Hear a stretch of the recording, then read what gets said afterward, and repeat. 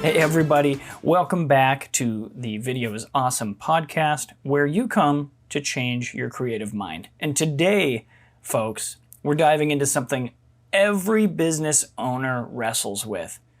And yes, that includes us.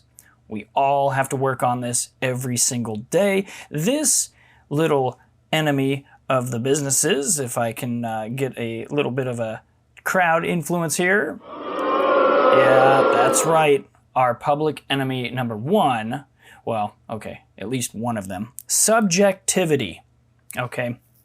Now, if you're not familiar with what this is basically just the spectrum in which we're all operating from our personal perspectives and from our vantage point. You know that feeling when you're so deep in your brand, so tied to your vision, that you can't quite see how it's landing with the people you want to reach. That's what we're unpacking today. The power of subjectivity, how it limits your view, and why letting go, just a little, can open up a world of connection with your community. As a video production company, we've seen firsthand business owners come to us with a clear idea of who they are, but sometimes that clarity is a double-edged sword. It's like trying to see the forest when you're hugging a tree. So let's talk about how to step back, invite fresh eyes, and still keep what makes you, you. Okay? So starting off, we're going to talk about the trap of subjectivity. Okay, this is important when you're dealing with marketing, you're dealing with creative messaging, you're dealing with all that vibrance that makes you, you, and just stepping into the world and really wanting people to see what you're about, because it truly is inspiring. So let's start with why subjectivity is such a sneaky trap. When you're running a business, you live and breathe it every day. You know your story, you know your values, your why, but there's a catch here. That closeness can blind you. Psychologically, we're wired to see the world through our own lens, our experiences, our assumptions. It's called the confirmation bias. You may have heard about it. Look it up. You can go to some websites, Psychology Today. There's a lot of really good places where you can research this psychological spectrum in which we all exist. You see what fits your narrative and miss what doesn't. Now, that's not to make an assumption about you. I'm sure we all try to work as hard as we can to be unbiased and objective as much as we possibly can. But this is inherently an ongoing battle. It's what we have to do. And but the good news is, folks, the good news is that we truly can overcome it. That's the best part. And when you overcome it, there's an amazing thing that occurs. And that is where we get our awesome ideas.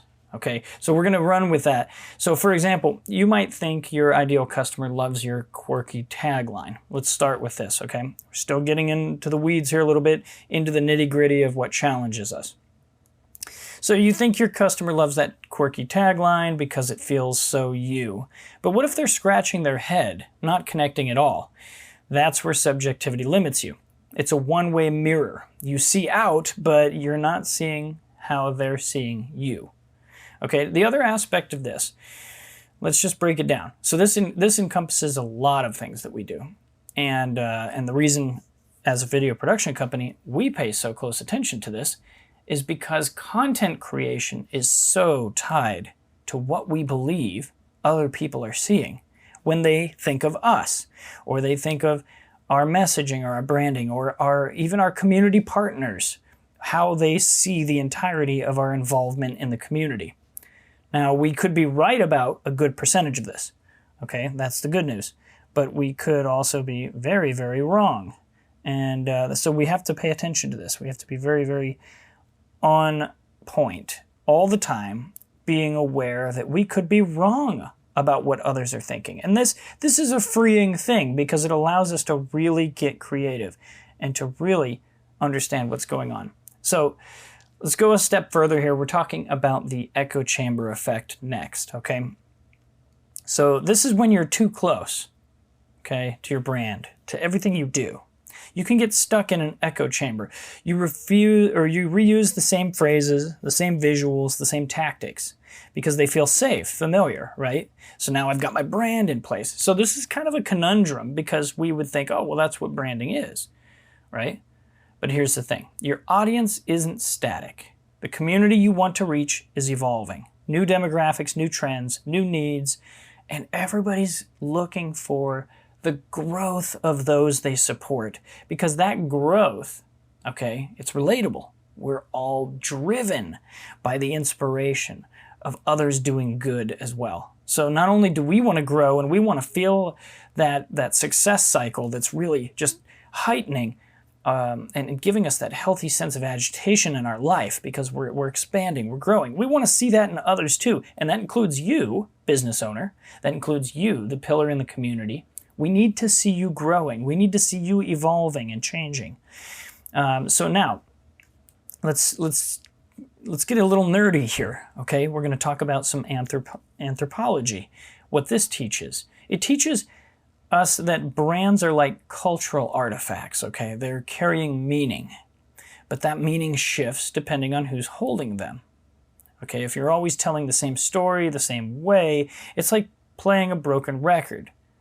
People tune out, they feel the staleness, even if you don't, okay? And this is kind of like, I know it sounds funny, but let's use another analogy. It's maybe like a really, really popular card game or collectible, okay? And maybe not everybody's a collectible, but that's kind of how we have to look at this, is because those who are your people, they are the collectors of your brand. And of course, you want to expand outside of that, and you definitely can. But those people, when you have a collectible item, or, you know, if we're looking at it as a collectible card or coin or what have you, there's always a variety, even if the overarching collectible is widely known as one label or one name. Of course, you don't have to have multiple business names, but the variety of expressing your brand is highly important. How you go about it, how do you bring this messaging to other people? Now remember, all of this is prefaced, of course, because this is the Video is Awesome podcast. This is all prefaced with video production in mind and your content creation in mind. So think about this as we go through this here. Think about your content. This does not mean you have to change or reinvent the wheel every time when you go to do your branding. What it means is we're learning something here. And we're going to get into more of the trust aspects of this and working with professionals and allowing your brand to evolve beyond what your own conception is. Doesn't mean you lose the vision. It means your own conception of how that vision comes to life. So let's step into this here. Next thing is the psychology and perception. Okay, your people versus you. So why does this happen? Let's lean into some marketing psychology here. Your perception of your brand isn't the same as your audience's. Okay, they're bringing their own baggage, emotions, memories, cultural context. Maybe your bold red logo screams energy to you, but to them it's aggressive or dated. Okay, this gap is huge. Studies like ones from the Journal of Consumer Marketing now that they show that subjective expressions in messaging can sway people, but only if they align with how the audience already feels. If you're stuck in your head, you're guessing at that alignment, okay? And if you need someone to hold up a mirror and say, this is what they're actually seeing, maybe that's what you should do. Because this is, you see how this is very, very important. You're not only going to attract those in the moment that feel a particular way. We have to look at marketing, content creation, video production, high-end content creation, by the way, specifically, because that is what your brand should have. We've talked about, we're going to get more into this in future episodes, but we have talked about this before. There are multiple forms of content, and yes, there's DIY video production, but you must consider the high-end production. And the reason I say this is because when you're doing your own DIY, you need to really, really work on not falling into the trap of subjectivity. But then there's an element of trust when you do start working with high-end production and it requires a team to do that. So we'll get more into that in future episodes, but keep that in mind as well as we go forward.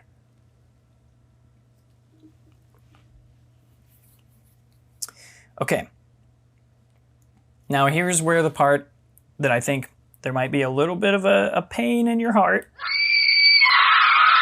Okay, maybe not that much pain, but there's a little bit of a pain in your heart that probably is feeling like, okay, you're not going to tell me not to be who I am. You can't take away the essence that is me and my brand or me and my business. This is great. This is true. You cannot lose your authenticity. That is not the point here. This is about letting go without losing yourself.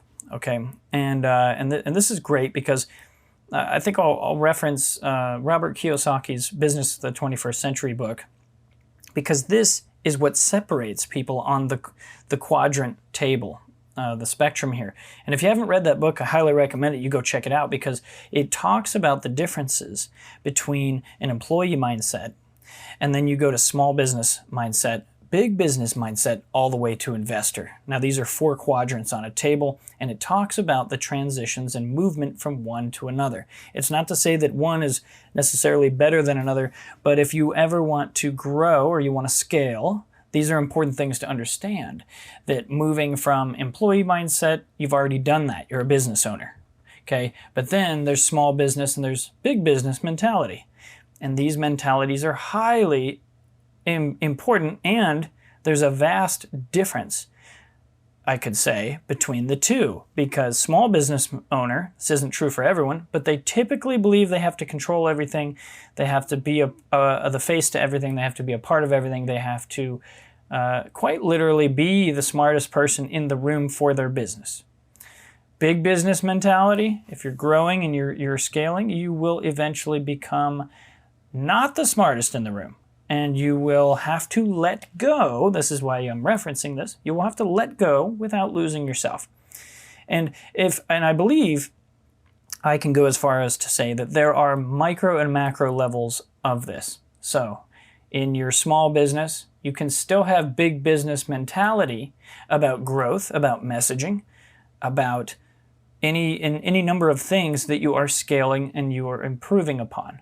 So, because what that means is you are learning to have outside influence. You are learning to have outside input and feedback that allows you to become better. And that's what we're getting at here. So, and of course, there's micro and macro levels to all of the other levels too. Big business and investor. And that doesn't mean you've arrived just because you've become an investor, but that's neither here nor there. We'll probably talk about those concepts later in future episodes. But for now, allow that to be a compass for you when we talk about letting go without losing yourself. Okay, so subjectivity's limitations, okay? But does that mean, even though subjectivity can be a limiter, does that mean you ditch your vision? No. That's not what we're saying. This isn't about throwing out what makes you authentic. It's about loosening your grip just enough to let others in. Think of it like handing your raw footage to an editor. Okay, now I know that's our wheelhouse, but maybe you can apply it to how you had your logo made, or how you had someone help you with your website, something to that effect. The story's still yours, but they bring in, still using the editor analogy, the story is yours, but they take out the shaky bits and they use only the professional shots, and they compose it in such a way that is high end. Okay, so that's kind of how this works, is that you're learning more and more to allow your messaging to be contoured and sharpened, and your content creation, your video production. So as a video production company, we see this all the time. A client comes to us with a killer concept, but it's buried under layers of, this is how I've always done it. We don't rewrite their soul, we amplify it. Okay, marketing agencies, visual artists, we're not here to take over, we're here to stretch your scope beyond what you can see alone. And that is highly important, because when you really want a bigger impact, okay, that doesn't mean we're saying your vision isn't big enough, although that could be true, okay? because some people, they may be holding themselves back. But let's assume that you are thinking big, you are shining bright, okay? People are all over that spectrum, and this is not here to judge that or criticize that. What it's saying, though, is that scope of you by yourself must be ready for the day when it comes to quite literally administer that vision.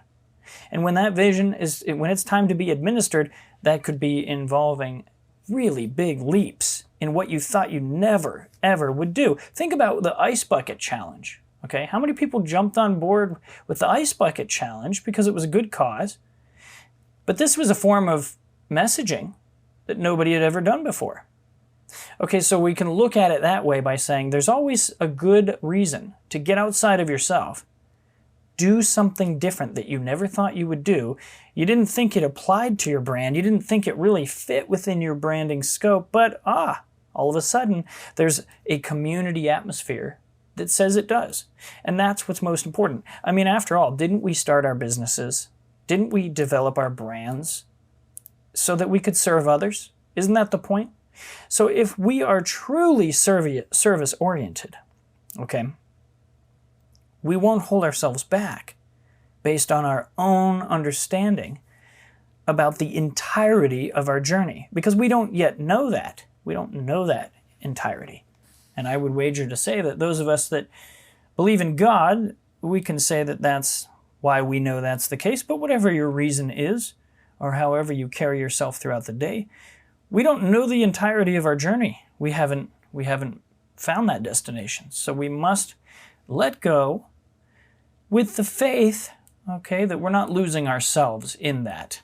And of course, there's a balancing act. There is a collaborative act, and that's what we're going to get to next, to make sure that, that's a good teamwork. And not everyone's a good fit either. So let's talk about the power of collaboration. Here's where it gets exciting. Collaboration with pros, okay? And that's like us in the video production world, or a branding agency or whatever. That brings objectivity. We're not emotionally tied to your day-to-day grind. Now, some people, they think, well, I need to get you emotionally tied to it. Yes, this is true. This is one of the things that we specialize here, especially with all the psychological training that we have. We must get into your head, get into your heart, and see where you're at. But there's also another beauty and a huge advantage to working with a professional that's not tied to your day-to-day grind. We can spot the patterns you're too close to. And maybe you don't notice them because you're close to them. That's okay. That's natural. That's what we're all up against every day. And maybe your Instagram reels are stuck in 2019 vibes, or your website's copy preaching to the choir instead of pulling in new faces. Think of us as cultural anthropologists for your brand. We dig into the community you want to connect with, those demographics you're chasing, and figure out what resonates. When we craft visuals, stories, messages, we bridge that gap. It's not about losing control, it's about gaining reach. And that's a beautiful thing. When you really break it down, you can recognize that this is a true nature of all of our efforts and our goals. We want to serve better, but we know not everything we can do alone. But when we become passionate about something, our brand is our baby. It's our baby. We're taking care of it. It's kind of like a literal baby. Maybe we could even go that far with it, right? We've heard the expression before, it takes a village to raise a child. Now, that doesn't mean the parents aren't doing a great job. It just means they're not going to learn all their values from their parents. They have to see the world. They have to go out there. They have to really touch, and sadly, they have to experience some pain. We wish children didn't have to go through that, but there are such things as good pain. And this is why we talk about growing pains. And in branding, in marketing, in messaging, in video production, in content creation, in social media expression, all of these things, we will experience growing pains. That's a good thing. And that's what we want to help you do here. That's why this episode about subjectivity is such an important area to study. And every day you can work on things to overcome this. And that is a wonderful thing. So next thing we're going to talk about is we're gonna get this all wrapped up here. Let's move on to social media, and you're gonna start seeing some things tied together.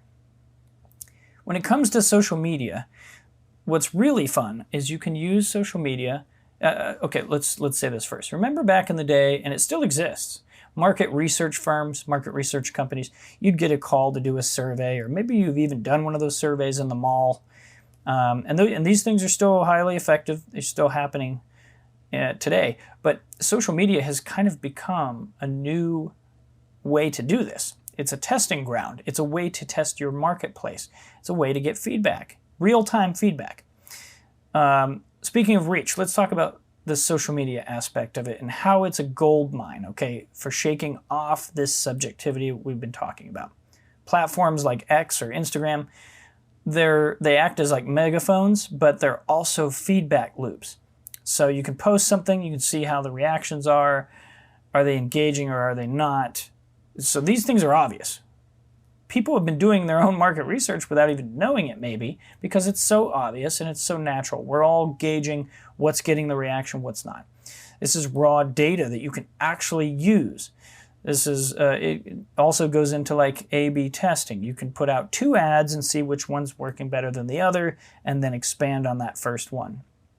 You can quite literally go to the next level as well by picking that ad that was performing the best and then splitting that off as well into 2 more versions of the same concept and fine-tune those ads. You can do that all with social media. It's quite powerful. But here's the kicker, okay?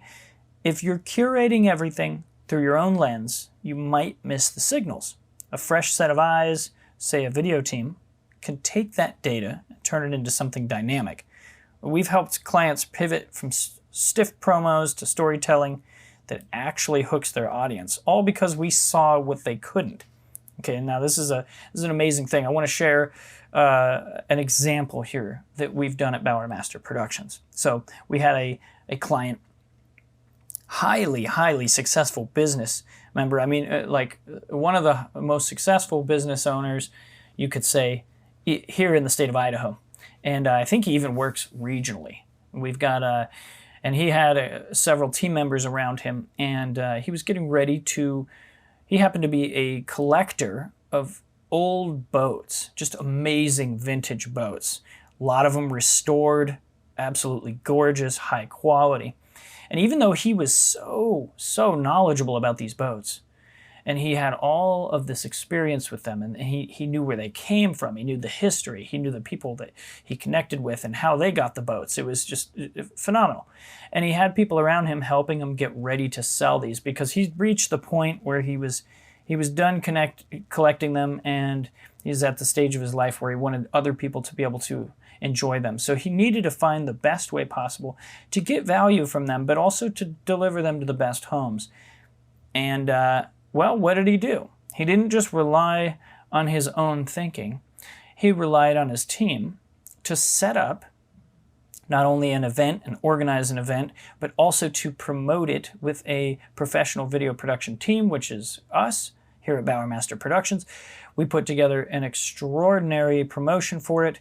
We didn't even know this for a long time. We knew they were happy with the result, and it got a lot of praise, but we found out later there were tens of thousands of exposures of this video on just one platform.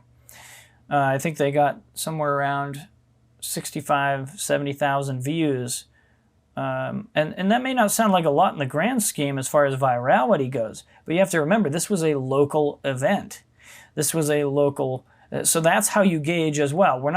You're not always trying to make the next trend on social media to go viral, because really you're not selling anything. You're actually creating a trend. Trends and virality in business, they can be different. We'll get into that another time. The point is that this connoisseur chose his team over his own subjectivity, and they had extreme success and huge exposure based on the promotion that we created for them. So that's the lesson for today, is that you never know how many people you will be able to touch, because as you've probably seen as well, social media isn't just an easy turnkey system. You have to work at it to get exposure. Not everything is about virality, because that's not realistic in business practice and consistency.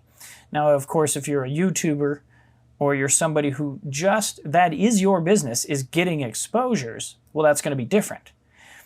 Not every business owner has the time to do that. Not every business owner wants to devote their bandwidth to figuring out all the algorithms of social media so that they can get nothing but views, because that doesn't convert to sales anyway. So that's a whole other engine that you'd have to work on and learn how to do. Now, of course, you can do that the bigger you get in business, funnel productions, learning how to attract customers and create conversions. That's what it's all about.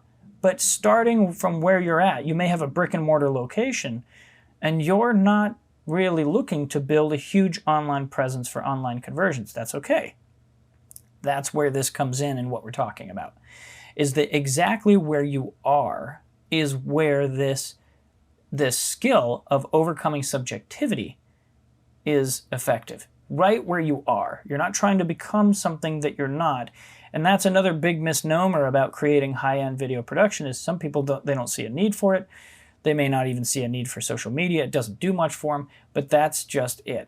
That's another part of subjectivity that gets people into trouble. We're in a new age. We're in a new time. And people are not going to look at the statistics. It's very easy. Before people make an important purchase, they will watch, I think it's somewhere around 70% now, people watch a video before they make a buying decision. And that's huge, okay? And that may be me picking between me investing in a yearly membership with you or your competitor, because I want to see what you're about. Do we connect? And that's the beauty of video production, is because it's the closest thing we have to recreation of life experience thus far. So this is when subjectivity gets in the way, you may be showing people what you think you want them to see, but they're looking at you up against your competitor from where they're at. And maybe this is they've been researching this for quite some time. So you're not just affecting or coming off with respect to how they feel in this current moment. It may be the last 4 or 5 months they've been looking for a really good supplier for whatever it is they're looking for. And now your subjectivity is rubbing off and they're not quite convinced that you're the right fit. It could have worked out. But it's all based on what you think others see you and how they see you. What you think about how they see you and what your message is. So this is such a huge area. And I'm hoping that this is helpful to you today, because I'm not going to just leave you with nothing, though. We also want to leave you with a couple tips here, okay? This is your call to action. This is what you can do. So, subjectivity, it's powerful, and it affects you greatly, but you can overcome it, okay? So it can be a blindfold, or it can also, and the great thing is, once you're aware of this, you can use it as motivation. It's exciting, actually. I came up with an awesome idea. Let me go see how that actually comes off, how that's actually viewed. Do some tests. So here's a couple ideas, okay? If you want to shake off this staleness, and you want to step into something fresh, okay, there's some ideas here that you can do. First thing, okay, in this week, and maybe you start with just this week, but you may want to practice once a month. Hire a professional, ask a customer, or test some wild idea that you have, okay? Step outside of your head, watch your brand breathe again doing these uncomfortable things. You've heard it before. Get yourself out of your comfort zone. Well, sometimes we brandish around these very blanket statement ideas, or these adages. And it's great. They still have great meaning, but doesn't really give us any direction, right? So here's 3 specific things. Try hiring a pro with whatever you're working on, okay? Doesn't matter if you pay for their least expensive thing, just to try it, okay? Maybe you do your social media every day, but hey, hire a social media person to do 1 month's worth of posts for you. Try it. Ask a customer, what do you think about this idea? test a wild idea that you never thought you would do, but it inspires you. And you see it being done. You got inspired by somebody else, but maybe you don't think it fits your brand. Try it. Try it. See if it works. See what it does on the landscape. You never know how many people are going to be excited that they see something wild come out of your corner. They're ready for that, okay? And these people, I mean, you don't think these people that you're attracting are boring, do you? Nobody's going to come out and say, my people are boring. No. So we got to start acting like it. We got to start acting like they're not boring people. They're not looking for familiarity. They're looking for, yes, that's nice. Don't get me wrong. All of these things are a double-sided coin here, but they're looking for new growth. They're looking for healthy agitation that pushes them out of their comfort zone because they're excited now. So that's what it's all about. Okay, so if you guys are looking for that and you want that help from us, of course, here at Bowermaster Productions, we are ready to serve you. We want to help you do this. If you're ready to shake off that staleness, step into something fresh, you can hit us up and we will help you. Bowermaster Productions will help you get your story out there in a fresh way, breaking all those patterns and strongholds of subjectivity. And that would be ideal. So I want to thank you guys. I hope this was helpful. This is we're going to have many more psychological concepts like this that will help you in your marketing adventures. But for now, thank you for tuning in to the Video is Awesome podcast, where you come to change your mind. And I hope today you did change your creative mind. Until next time, have a great day, guys.